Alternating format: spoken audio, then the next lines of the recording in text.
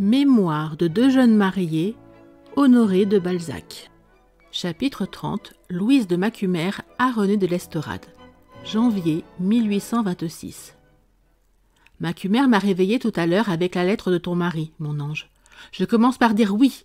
Nous irons vers la fin avril à Chantepleurs. Ce sera pour moi plaisir sur plaisir que de voyager, de te voir et d'être la marraine de ton premier enfant. Mais je veux Macumer pour parrain.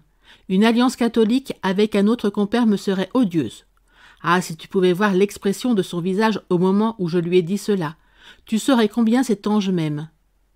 Je veux d'autant plus que nous allions ensemble à la Crampade, Felipe, lui ai-je dit, que là nous aurons peut-être un enfant. Moi aussi je veux être mère, quoique cependant je serais bien partagée entre un enfant et toi. D'abord, si je te voyais me préférer une créature, fût-ce mon fils, je ne sais pas ce qui en adviendrait. Médée pourrait bien avoir eu raison. Il y a du bon chez les anciens. Il s'est mis à rire. Ainsi, chère biche, tu as le fruit sans avoir eu les fleurs, et moi j'ai les fleurs sans le fruit. Le contraste de notre destinée continue. Nous sommes assez philosophes pour en chercher un jour le sens et la morale. Bah, je n'ai que 10 mois de mariage, convenons-en. Il n'y a pas de temps perdu. Nous menons la vie dissipée et néanmoins pleine des gens heureux. Les jours nous semblent toujours trop courts. Le monde, qui m'a revue déguisée en femme, a trouvé la baronne de Macumer beaucoup plus jolie que Louise de Chaulieu.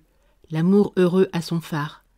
Quand, par un beau soleil et par une belle gelée de janvier, alors que les arbres des Champs-Élysées sont fleuris de grappes blanches étoilées, nous passons, Felipe et moi, dans notre coupé, devant tout Paris, réunis là où nous étions séparés l'année dernière. Il me vient des pensées par milliers et j'ai peur d'être un peu trop insolente, comme tu le pressentais dans ta dernière lettre. Si j'ignore les joies de la maternité, tu me les diras, et je serai mère par toi. Mais il n'y a, selon moi, rien de comparable aux voluptés de l'amour. Tu vas me trouver bien bizarre, mais voici 10 fois en 10 mois que je me surprends à désirer de mourir à 30 ans, dans toute la splendeur de la vie, dans les roses de l'amour, au sein des voluptés, de mon aller rassasié, sans mécompte, ayant vécu dans ce soleil, en plein dans les terres, et même un peu tué par l'amour, n'ayant rien perdu de ma couronne, pas même une feuille, et gardant toutes mes illusions. Songe donc ce que c'est que d'avoir un cœur jeune dans un vieux corps, de trouver les figures muettes, froides, là où tout le monde, même les indifférents, nous souriait, d'être enfin une femme respectable. Mais c'est un enfer anticipé. Nous avons eu, Felipe et moi, notre première querelle à ce sujet. Je voulais qu'il eût la force de me tuer à 30 ans, pendant mon sommeil, sans que je m'en doutasse, pour me faire entrer d'un rêve dans un autre. Le monstre n'a pas voulu. Je l'ai menacé de le laisser seul dans la vie, et il a pâli, le pauvre enfant. Ce grand ministre est devenu, ma chère, un vrai bambin. C'est incroyable tout ce qu'il cachait de jeunesse et de simplicité.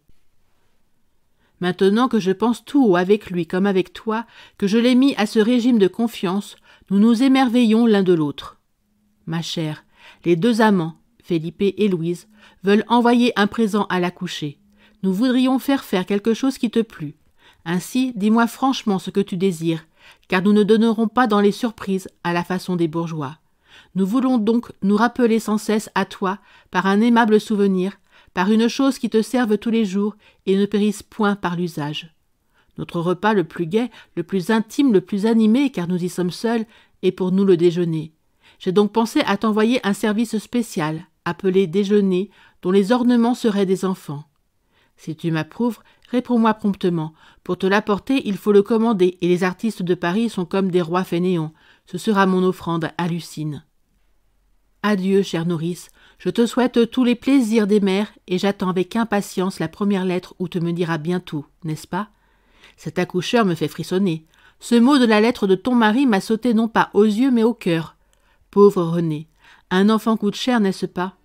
Je lui dirai combien il doit aimer ce filleul. 1000 tendresses, mon ange. Merci d'avoir écouté cette vidéo. Si cette vidéo vous a plu, vous pouvez vous abonner gratuitement à la chaîne Coin Livre Audio. N'oubliez pas de liker avec le pouce vers le haut. Vous pouvez aussi me laisser un commentaire. À bientôt.